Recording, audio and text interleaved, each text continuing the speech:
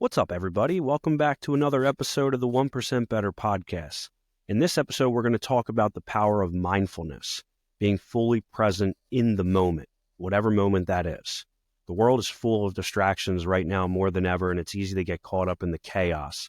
But learning to focus on the here, the now, can lead to better decisions, deeper connections, and a greater peace of mind for yourself. I'll share how mindfulness helped me during my brain surgery and my recovery, and how it's changed the way I lead and live. Let's get into it.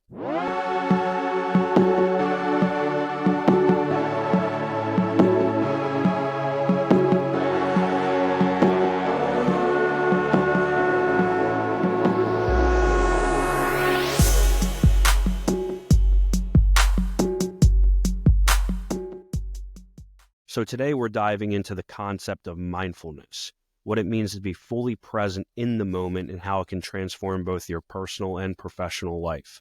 I'll reflect on how being present helped me through my brain surgery and also my recovery, making me more resilient and focused. We'll also talk about how mindfulness has impacted my work as a leader, helping me be more attentive to my team and also making clearer decisions through that process. And then finally, I'm going to offer you some simple exercises you can practice to build mindfulness in your day, such as meditation, mindful breathing, and also grounding techniques. Before brain surgery, I was often caught up in my to-do list, thinking about the future or rehashing the past, really struggling to be present. But when I found out about my cavernous malformation in my brain, everything really did change in that moment. Suddenly, all I could do was focus on the present moment until I had a seizure and woke up 2 days later. But after that, it was with each breath, each small step towards just improving my recovery. And during my recovery, mindfulness became a staple for me every day. The first couple of weeks after surgery, I was really struggling with anxiety and panic attacks and really struggling to have a grasp on life. At first, I didn't see the results from mindfulness, but over time, I was able to manage my anxiety better and stay grounded even when I felt overwhelmed. It wasn't easy either. It was something that you have to trust the process, that it is going to improve over time. And practicing it helped me take things one day at a time, and that's what made the difference. It's hard to slow down and just stop everything what you're doing, and that's what it requires you to do. Literally, stop everything. It taught me the importance of this practice and how it's not just in times of crisis, but also in everyday life. No matter if you're having a high or a low, you stay even keel and stick with it. Outside of my personal life, it also helped me as a leader too. I felt more present with my team in one-on-ones and also other calls that I was on with other leaders within the companies. It felt like I was listening better too and making decisions with greater clarity. So you might be sitting there or driving right now or at the gym and asking yourself, Chuck, WTF, what is mindfulness? Mindfulness is a practice of being fully aware of the present moment without judgment. It's about tuning into what's happening right now, your thoughts, your emotions, and your surroundings without getting lost in the past or the future. Studies have shown that mindfulness can reduce stress by 35%, improve focus by 20%, and even enhance emotional regulation. The benefits extend to both personal well-being and professional performance. I mentioned earlier that mindfulness played a crucial part of my recovery after brain surgery, and this is how. I was able to stay grounded, I managed my anxiety much better, and I had more patience and acceptance for what was going on. So when I talk about staying grounded, there were moments when the fear of the unknown overwhelmed me, but mindfulness helped me bring my attention back to the present. Instead of worrying about what might happen, I focused on my breathing, my body's healing, and the small victories along the way, no matter how small they were. And I also was able to manage my anxiety better as well. Meditation and mindful breathing were the tools I used daily. These practices helped me manage the stress and anxiety of recovery, giving me the mental space that I truly needed to process everything in my own, at my own pace that I was going through with it. And then finally, giving me the patience and acceptance that recovery wasn't a quick process. It was going to take time. And mindfulness taught me about that patience and just staying in the moment and not getting ahead of myself. It helped me accept where I was at in each stage of healing and trusting the journey that I was on. Doing this completely changed my relationship with meditation also. It wasn't just about a relaxation technique, but a recovery tool for me in every aspect of my life. And it wasn't just the personal side of things as well in my life. It also transformed my professional life as well. First was being fully present with my team. As a leader, it's easy to get distracted by deadlines, meetings, and your own to-do list that you're going through, especially when your boss is breathing down your neck and you're trying to stay present with the people that you're currently dealing with on a call. It's difficult, but it taught me to slow down and give my team the full attention that they deserved. When I'm present with them, whether it was one-on-one meetings or team discussions, I can listen more deeply. I can understand their needs more deeply and also make better decisions based off of the way I'm listening. I also had clearer decision-making as well. It creates more mental space for you, which is key to making thoughtful decisions.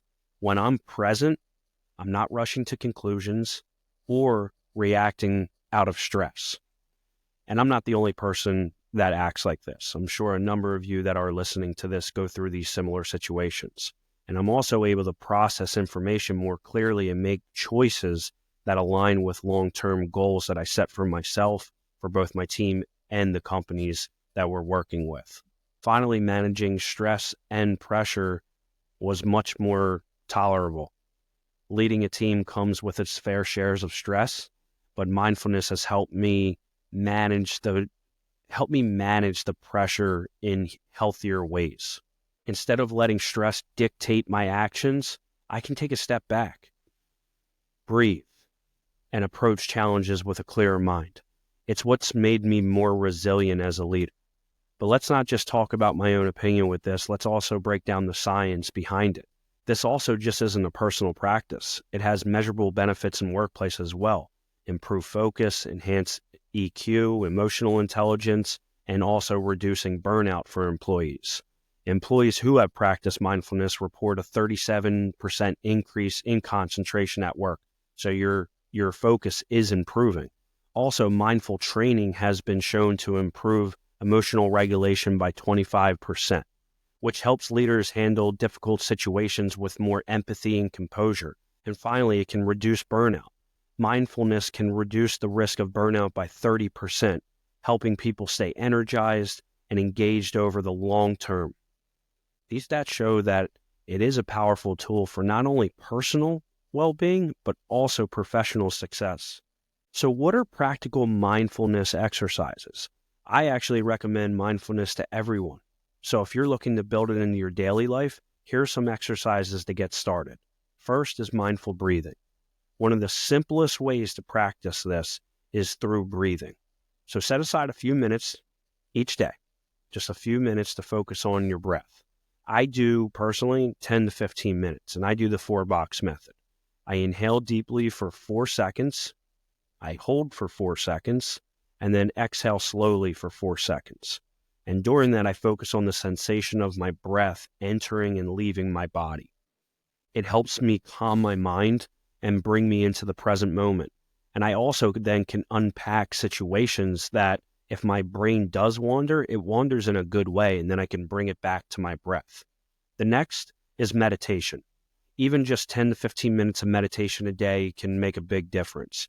Find a quiet space, sit comfy, and focus on your breath or a specific mantra that you want to go through. And then, as I mentioned before, as your mind wanders, gently just bring it back to your point of focus. And over time, this practice trains your brain to stay present, and it reduces stress, and you really start reaping the rewards of going through the meditation. Finally is the grounding techniques that I love to do. When you feel overwhelmed or distracted, grounding techniques can bring you back to the present. One simple method is the 5, 4, 3, 2, 1 technique. Identify 5 things that you can see, 4 things you can touch, 3 things that you can hear, 2 things you can smell, and 1 thing that you can taste. What this does is helps anchor you into the moment, reducing anxiety and stress. Another exercise that I forgot to mention is mindful walks. Take a short walk without distractions. No phone, no music, Just focus on the sights, sounds, and sensations around you. This could be a great way to clear your mind and reconnect with the present, even during a busy day. I'm very fortunate that we have a trail right down the road from our house, and I'm able to walk along the river, look at nature, see animals in their natural habitats, look at the trees and how they're acting with the weather that it is for that day, whether it's nice weather, cold weather, and just being present in the moment of what's going on. Speaking of the benefits, what are the benefits of mindfulness in your daily life? Practicing it has tons of benefits that just go beyond feeling calmer.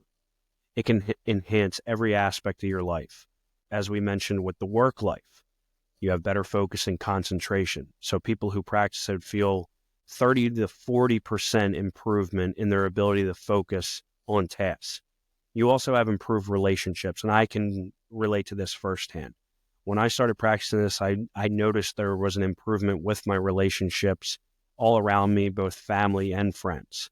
It helps you connect more deeply with those around you. You notice better communication and stronger bonds with those people when you are in interactions with them because you are in the moment. And then finally, you have this greater emotional balance. It helps you regulate your emotions, reduce the reactivity, and increase your ability to handle stress, anger, and frustration, which are things once you're out of the moment, you're like, darn, why did I act like that? So to get that balance, integrating it into my daily life, I've experienced these benefits firsthand. So to wrap this up, in this episode, we explored the power of mindfulness and how being present in the moment can lead you to better decisions, deeper connections, and also a more fulfilling life. Whether you're recovering from a personal challenge, brain surgery, leading a team, or just trying to navigate a busy world, mindfulness can be a game changer for you and the people around you. Start with small steps, mindful breathing, meditation, or even a walk, and notice how the shifts happen in your perspective. Remember, it's not about perfection, it's about presence. Thank you for listening to this episode of 1% Better. If it resonated with you, I'd love for you to share it with someone who could benefit from these insights. And as always, continue to improve 1% every day. I'll see you on the next episode of the 1% Better podcast.